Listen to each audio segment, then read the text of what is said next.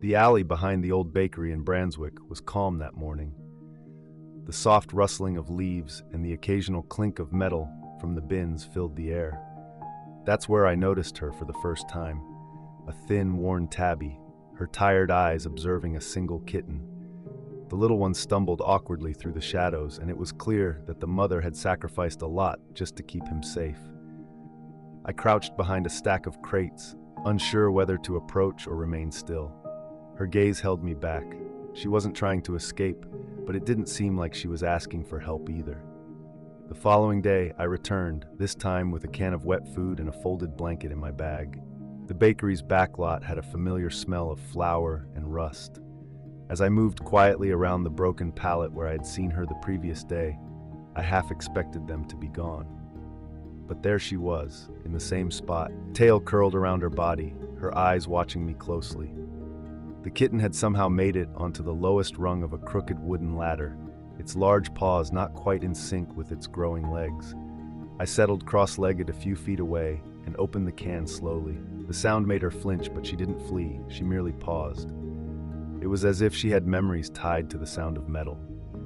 I placed the food on the ground and stayed still. She waited.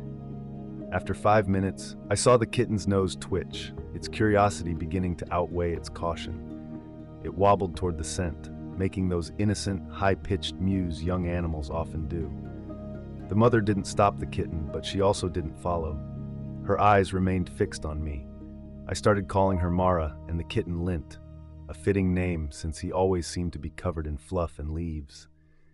Over the next few days, I came back at the same time, food in hand and blanket spread out. Mara never touched the food I left, but Lint did.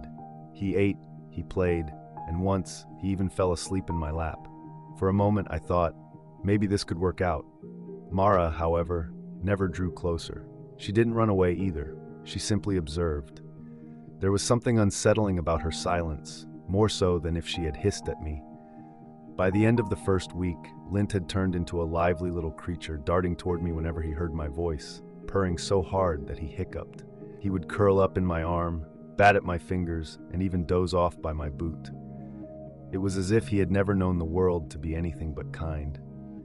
Mara remained a constant presence, sitting under the rusted scaffold at a distance just far enough for me not to reach her.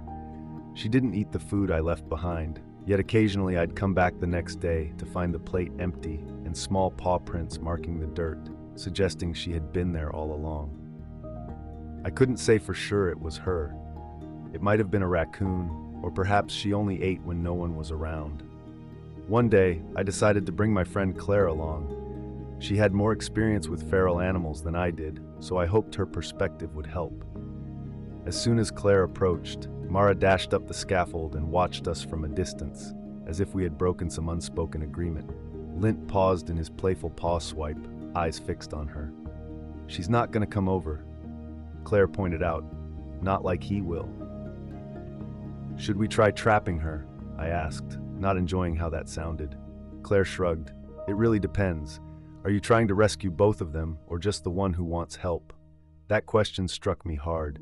I hadn't considered it that way, but I should have. Now I was uncertain about my own intentions.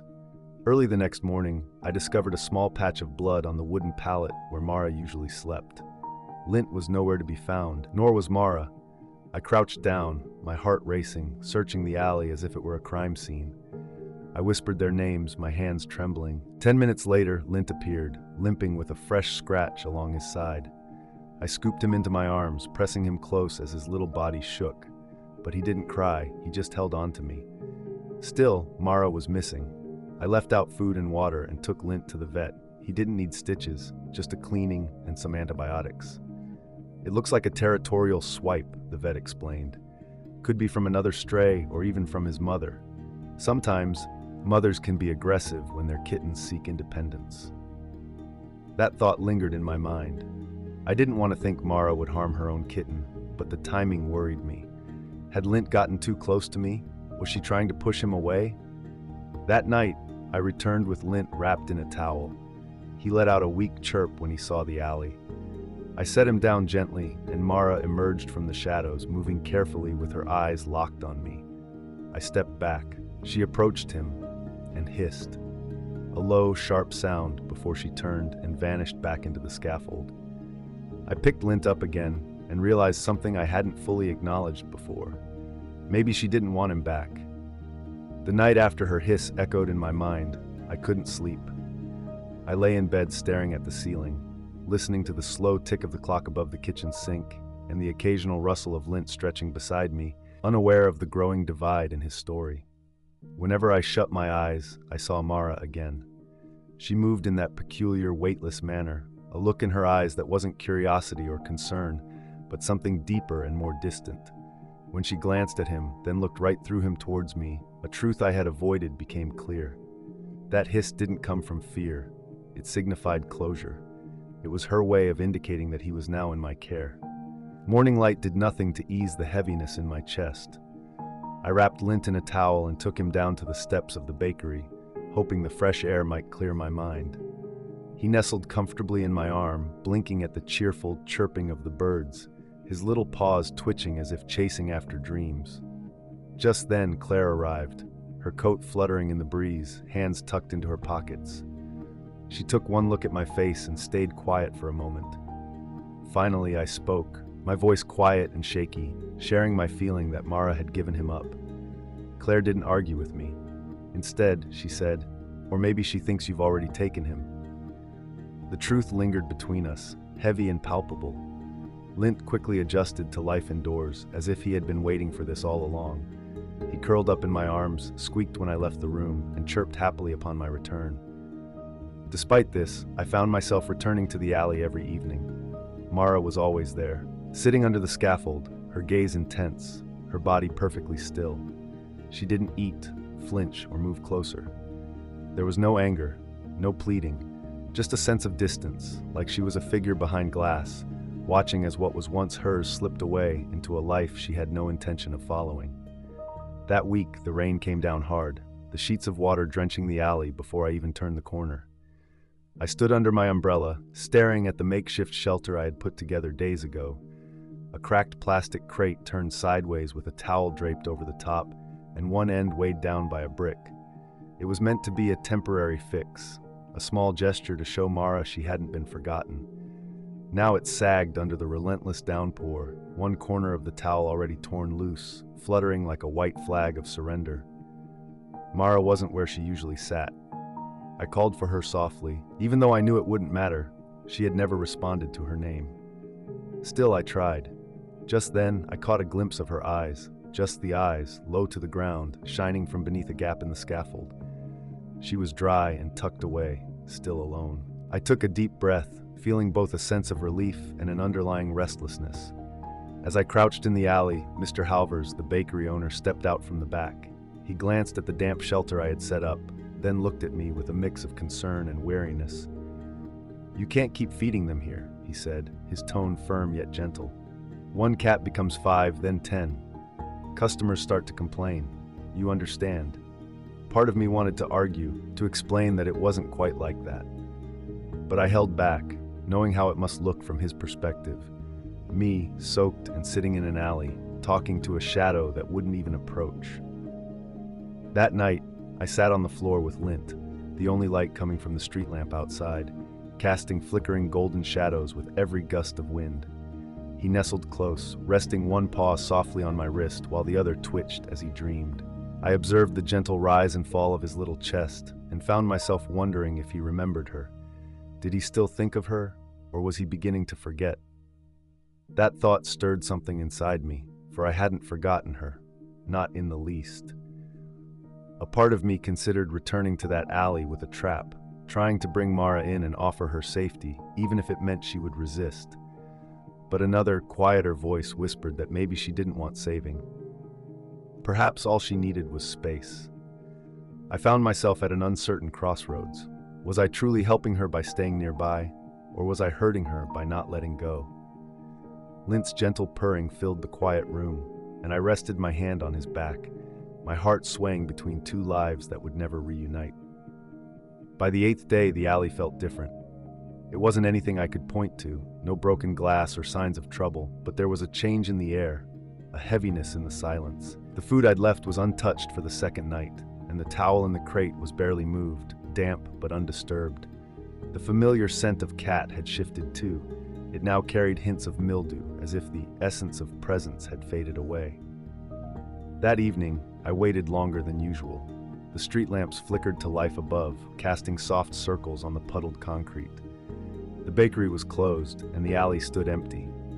I called her name again, not because I believed it would work, but because the thought of her disappearing without a trace was too hard to bear. Still, Mara didn't come. As I walked down the alley, I noticed one of her paw prints halfway up the wall. It was smudged and hard to see, but it was there, high enough to show she had climbed. It was further than I had ever seen her venture before. Lint meowed softly from inside my coat, wriggling a bit. I held him tightly and glanced up at the narrow rooftop above the scaffolding. Nothing moved. No eyes flickered back at me. Yet, deep down, I felt a shift. This absence didn't feel like mere emptiness. It seemed deliberate. She had left, and she had done it intentionally. The strange ache in my stomach wasn't just worry. It was the realization that she might not return. The days began to blend together. The alley remained quiet. The crate sat untouched, and the scaffolding stood silent, like an empty stage long after the show had ended. I found myself returning repeatedly, sometimes with lint tucked inside my coat, other times on my own. Each visit felt heavier, not only because she was gone, but because the space she had filled still carried her presence. I often caught myself scanning the rooftops and fire escapes, half hoping to see a flash of her tabby fur or the outline of her ears against the sky. But there was only silence and shadows. In contrast, Lint was thriving. He played as if he had never known a shortage of joy, chasing bottle caps across the living room floor and climbing couch cushions like they were mountains. At night, he would curl up on my chest, purring so loudly it felt like our heartbeats were in sync. He trusted easily and showed his affection freely. Loud noises didn't faze him. He didn't wake up distressed. He was happy, safe, complete. Yet amidst this happiness, a quiet guilt lingered. I found myself wondering what he might forget. Would he forget her scent, her footsteps, the sound of her grooming him, or how she would curl around him when the nights turned cold? And then I questioned if forgetting was a blessing. Would remembering cause him pain before he even knew how to express it? My love for him grew as I watched him change. Still, part of me mourned for the bond he once had with her. In a way I didn't fully understand, I began to appreciate her decision to leave.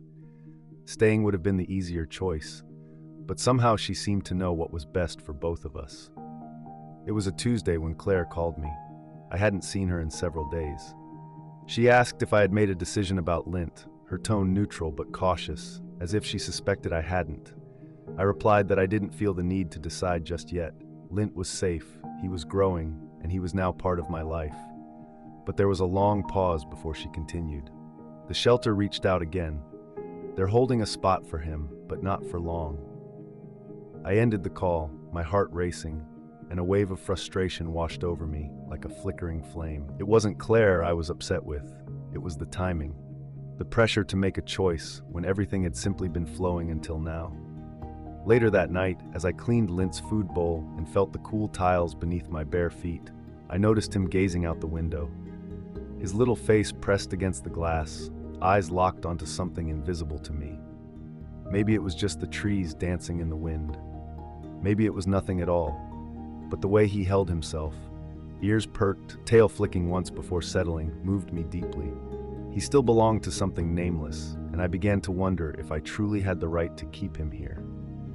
That evening, I sat on the floor with him nestled against my chest and started drafting an email to the shelter.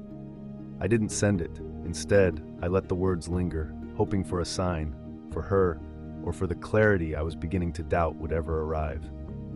Outside, the alley remained quiet, still hers, still empty, still waiting for a choice to be made. The sky changed that week. Thin clouds stretched across a dull gray expanse like tight strings, while the wind carried the scent of late autumn, hinting at change before the trees even caught on. I visited the alley one last time. The crate lay empty, knocked over by a gust of wind, or perhaps a curious raccoon. I didn't bother to set it right. I stood still, letting the cold seep into my clothes, as if freezing in place might somehow postpone what was inevitable. When I returned home, Lint greeted me like he always did, head tilted, soft paws making quiet taps on the floor, a small chirp escaping him. I scooped him up and buried my face in the fur beneath his chin. He purred instantly, no hesitations. It was as if he had come to trust without needing to ask, to love without a past. That ability was what I envied the most. Later that night, Claire arrived.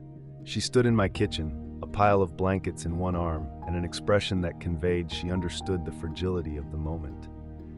"I can take him," she said gently, "if you need some time or space." But I shook my head and surprised both of us when I said, "I already know." The words slipped out before I could fully grasp their meaning. I realized I couldn't keep pretending that being stuck between choices was the same as making one. I glanced at Lint, who was happily batting at a string on the floor, completely oblivious to the turmoil brewing inside me. I whispered softly, more to myself than to Claire, "I just don't know if knowing helps." That night, I hardly slept. My mind wandered through strange dreams, endless hallways that led nowhere, the sound of Mara's hiss echoing in empty rooms, and Lint crying somewhere I couldn't reach. I woke up before dawn, with the world outside still draped in a heavy blue silence. Lint was curled against my side, twitching a little in his sleep, small yet stronger than he had ever been back in that alley. As I lay there staring at the ceiling, counting the seconds between my breaths, I felt a realization sink in. I couldn't keep him just out of guilt. I also couldn't let him go just because I was afraid of what that guilt might turn into. No matter what path I took, there would be consequences. I thought about Mara and how intentional she had been. She never fought me or pleaded. She simply watched, dignified and calm, as her kitten stepped into another life. Perhaps that was her choice. Maybe she knew something I hadn't realized yet, that while we didn't belong to each other, Lint and I might. Yet I knew there was a price to keeping him. Every decision comes with its own cost. Letting him go would mean a lifetime of wondering what could have been, while keeping him would mean carrying with me a piece of her that might never forgive me. In that quiet moment, I understood that the choice wasn't about what I wanted, it was about what I could live with. The sun hadn't even begun to rise when I finally stood up, made my way to the kitchen, and picked up the phone. For a long time, I just held it, not dialing, not moving, simply breathing, caught between two futures that were intertwined. The shelter was on the outskirts of town, tucked behind an old warehouse, its sign gently swaying in the wind. I don't remember the drive there, just the silence in the car. Lint paced a bit in his crate before curling up and falling still, as if he could sense that we were in a different place now, not dangerous, but somehow unfamiliar. The woman behind the counter greeted me with a gentle smile. It wasn't bright or filled with cheer. It was the kind of smile that comes from someone who understands sadness all too well. With trembling hands, I passed her the paperwork. Inside the crate, Lint was still, his big eyes watching me. I knelt beside him, opened the door, and let my fingers glide along the top of his head. He stayed calm, not pulling away or making a sound.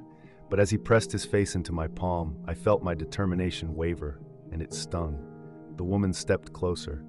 "If you're unsure, you don't have to." I nodded slowly. I knew I had to move forward, not because I didn't care for him, but precisely because I did. Some stories don't have to remain where they started. Mara had grasped this. She left without needing my understanding. Now it was my chance to do the same, even if it meant breaking something inside me that I couldn't quite describe. As I prepared to go, I chose not to look back. It wasn't because I didn't want to. It was to avoid second-guessing my choice. Outside, the wind tugged at my coat, and I pictured her above the alley, watching with a steady gaze. Not with anger, just observing. Weeks have gone by, and the house feels quieter than I remember. The crate is gone, and the toys sit unused in a box I haven't opened. Some mornings, I instinctively reach for the corner of the bed, hoping to feel the weight of a small, sleeping body. But now, it's just silence. Routines built around the absence of something once cherished. I still visit the alley sometimes, driven by habit and a hint of hope. There's no sight of Mara, no flash of her striped fur disappearing into the shadows. Yet, I don't need to see her. I know she's still somewhere out there. She was never the type to need validation to exist. She thrived in those in-between moments, the spaces between windows, the quiet between footsteps, the places where choices happen softly, away from the spotlight. I'm unsure whether I made the right choice. Perhaps there wasn't a right answer. But I carry the decision with me, the heaviness, the wonder, the sadness. Occasionally, I can still hear the patter of little paws against the wood, or feel the warmth of a memory nestled within me. It doesn't hurt any less, but the pain feels clearer now. What I've learned through rescue is that not every bond is meant to be held onto. Some are meant to be honored as they fade. And somewhere out there, I like to believe she understands. Some stories don't wrap up neatly. They linger in our thoughts and often leave us pondering more than they resolve. Perhaps that's an essential part of what it means to truly help others. It's not always about fixing someone's problems or claiming a victory. Sometimes it's about simply being present, offering unconditional love, and having the strength to let go, even when it feels painful. If this resonates with you, if you've ever felt the heaviness of an unspoken farewell, I'd be eager to hear your reflections in the comments. Have you found yourself making a difficult choice that felt neither right nor wrong, but just necessary? And if you think every quiet story is worth sharing, why not consider joining us by subscribing? This journey is just beginning, and together we'll uncover more lives, diverse voices, and those subtle moments that often go unnoticed. Until we meet again, remember to make space for what remains unresolved, appreciate what doesn't last, and pay attention. Sometimes in the silence, there are stories waiting to be discovered.